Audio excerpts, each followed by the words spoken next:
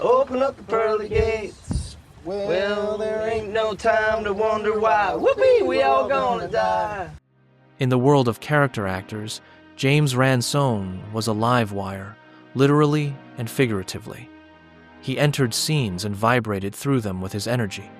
Whether he was playing a motormouth Marine in Generation Kill or the heartbreakingly incompetent Ziggy Sobotka in The Wire, he brought a frenetic, nervous energy that felt dangerously real.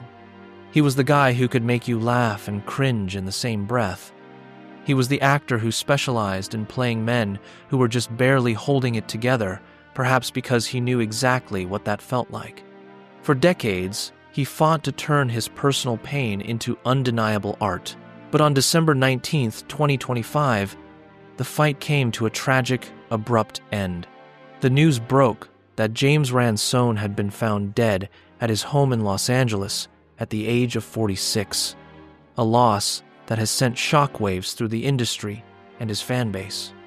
Today, we're going to discuss his incredible rise from the streets of Baltimore, the iconic roles that defined his career, and the lifelong battles with trauma that ultimately led to his untimely demise. Let's take a look at what happened to James Ransone. James Finley Ransone III was born on June 2, 1979, in Baltimore, Maryland. If you know anything about his most famous role, you know that Baltimore isn't just a setting for him, it's in his DNA. He was the son of a Vietnam War veteran father and a bohemian mother, growing up in a city that he later described as breeding a specific type of weirdo. He didn't fit the mold of a traditional leading actor. He was wiry, hyperactive, and possessed a face that could shift from boyish innocence to haunted desperation in a second. He attended the George Washington Carver Center for Arts and Technology, eventually moving to New York City to attend the School of Visual Arts.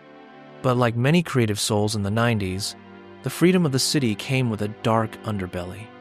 Ransone dropped out after 1 year and fell into a lifestyle that would define his 20s, a blur of punk rock, minor criminal mischief, and a growing dependency on heroin. His big break came in 2003 with the second season of HBO's The Wire. He was cast as Ziggy Sobotka, the screw-up son of a dock union leader.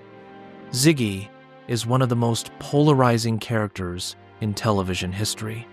He was annoying, impulsive, and deeply pathetic. But that was the genius of Ransone's performance. He didn't play Ziggy for laughs. He played him as a tragedy. He showed us a young man drowning in toxic masculinity, desperate for respect he was incapable of earning. When Ziggy finally snaps in that furniture store, it isn't a moment of triumph. It is a moment of absolute horror. Ransone later admitted that playing Ziggy was difficult because it hit too close to home. He was channeling his own insecurities, his own feeling of being the weird kid in a tough environment. It was a performance so effective that for years, people on the street would scream Ziggy at him, unable to separate the actor from the character. While The Wire put him on the map, Ransone was unraveling behind the scenes. By his mid-20s, his addiction to heroin had taken control. He was living the cliché of the tortured artist, but without the romance.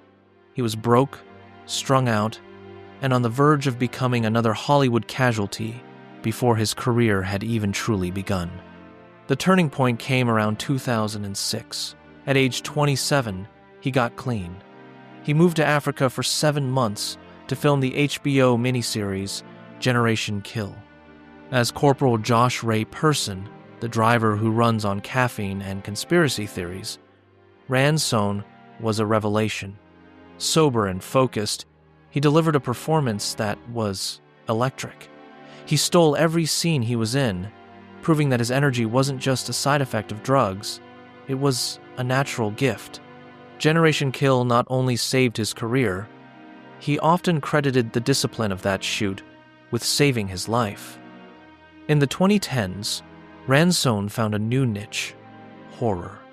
He teamed up with director Scott Derrickson for Sinister in 2012, playing the well-meaning Deputy So-and-so. He was so charismatic in the role that he was upgraded to the lead in the sequel, Sinister 2. He continued to work steadily, delivering a standout performance in the indie hit Tangerine, and eventually landing his biggest commercial role yet in 2019's It Chapter 2. Playing the adult version of Eddie Kaspbrak, he was the perfect mirror to Jack Dylan Grazer's younger version, neurotic, terrified, yet ultimately brave. It was a role that introduced him to a massive global audience and cemented his status as one of the industry's most reliable character actors. But while his career was thriving, the shadows of his past loomed large. Ransone was famously candid, sometimes to a fault. He spoke openly about his hatred for the business side of Hollywood and his struggles with mental health. In 2021, he revealed the source of much of his pain. In a courageous and heartbreaking post, he disclosed that he had been a victim of sexual abuse by a math tutor when he was a child.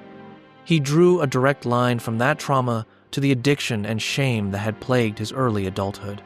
He described a lifetime of shame and embarrassment, a burden he carried even as he walked red carpets and signed autographs.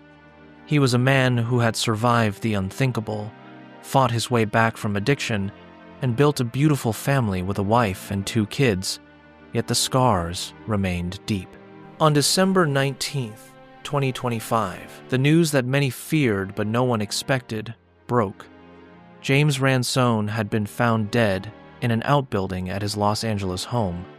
The medical examiner confirmed the cause was suicide by hanging. He was just 46 years old.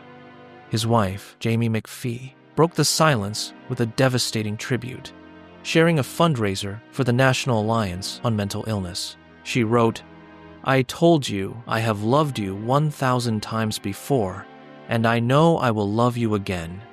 It is a crushing end for a man who had fought so hard to stay in the light. He had beaten the heroin, he had survived the industry, and he had confronted his abusers. But trauma is a relentless ghost." James Ransone was more than just Ziggy or Eddie. He was a raw nerve in an industry of plastic.